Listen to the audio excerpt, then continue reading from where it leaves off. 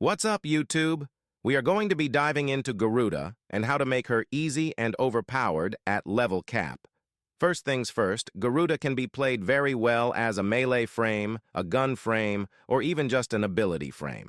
I will discuss her melee and gun version, but her ability spam playstyle can be easily built and adjusted from how I have her in this video.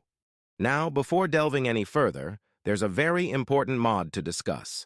Dread Ward is easily Garuda's best augment, as it allows her to become invincible for a duration of time that scales off her duration mods when she gets a kill with the pounce damage from her first skill. Theoretically, this mod is insane, and in certain gun builds it definitely can be. However, I ran into several issues with this mod.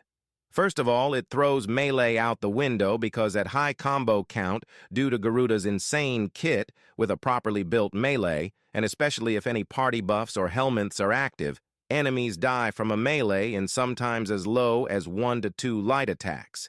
This is a problem because for the pounce to get a kill, the enemy needs to be at 40% HP or less. By the time the enemy gets to that threshold from a melee, they tend to die even at high levels.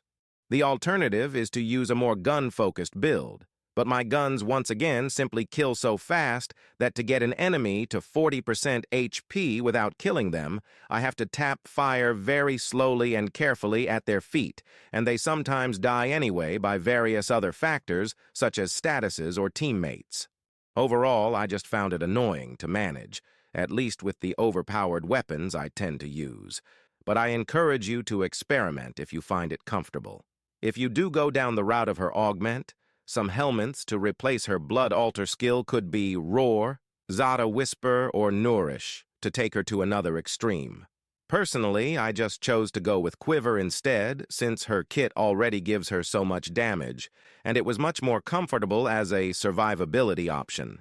If you guys are new to the series, you can use Quiver as a mobile invisibility skill by bullet jumping in any direction and shooting your own sentinel with an invisibility arrow. This is easily one of the most busted ways to stay alive with any frame, and it's certainly no different with Garuda. Now, before we get into the mods, here's a quick overview of Garuda Skills. Her passive gives you a damage increase after each kill of up to 100%.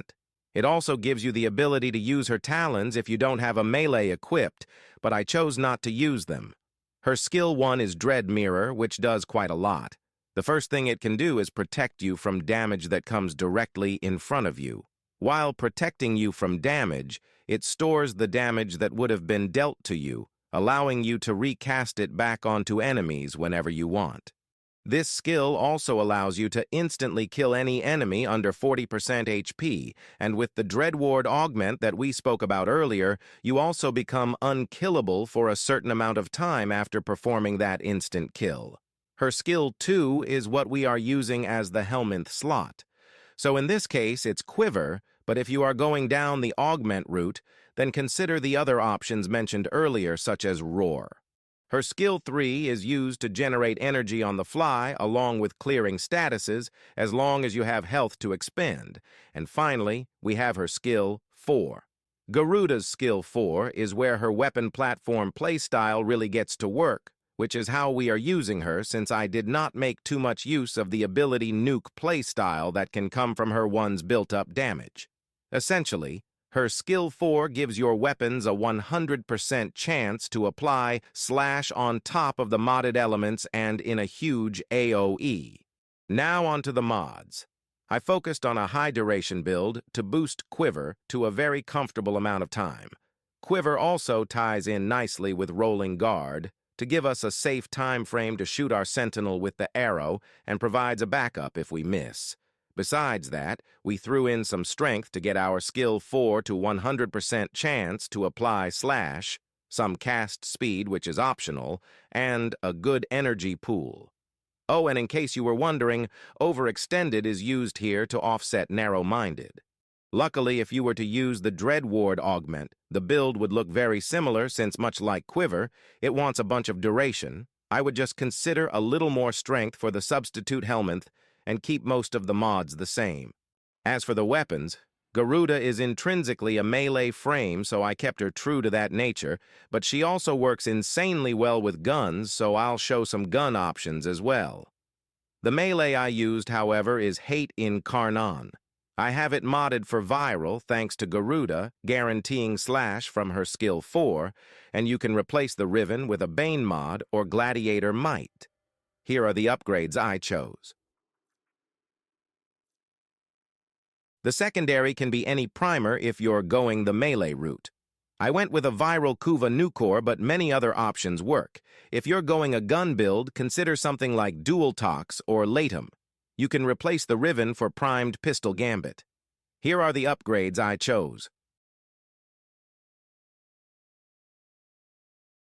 The primary I went with was Miter, just to pop any nullifier bubbles, which can be annoying when using melee. The gun build alternative could be Torrid, and you can replace the Riven with a Toxin mod. Here are the upgrades.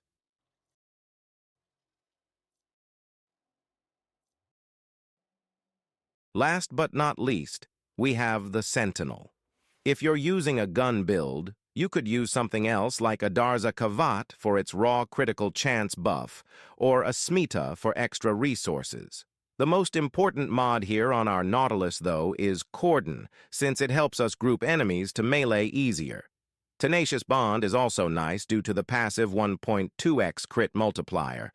Our Sentinel gun is just modded as a stat stick for the Vigilante set and to hit high enough CC for Tenacious Bond. And that just about does it.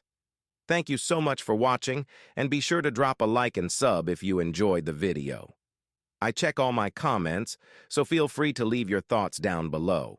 Also check out the description for my socials, such as my Twitch, which I go live to very often, and my Patreon if you want to further support the channel. See you guys in the next level cap build.